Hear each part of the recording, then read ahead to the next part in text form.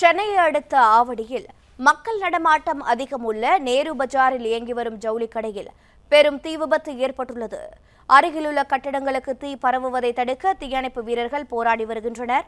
அந்த காட்சிகளையும் தற்போது பார்க்கிறோம். விவரங்களோடு இணைக்கிறார் செய்தியாளர் விக்னேஷ். விக்னேஷ், வணக்கம். தற்போது சேத விவரங்கள் என்னென்ன? ஊழியர்கள் பத்திரமாக மீட்கப்பட்டனரா?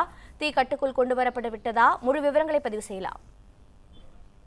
ஆவடி நேரு பஜார் பகுதியில் செயல்பட்டு வந்தோம் ஜெய் ஸ்ரீ கிருஷ்ணா தனியார் துணிக்கடையில் மின்சார பெட்டி வெடித்து பயங்கர தீ விபத்தானது ஏற்பட்டிருக்குது.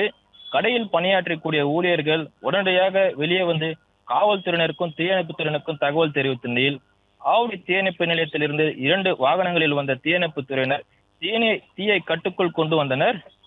தகவல் அறிந்து ஆவடி போலீசார் அப்பகுதியில் விசாரணை மேற்கொண்டு வருகின்றனர். இந்த தீ விபத்தில்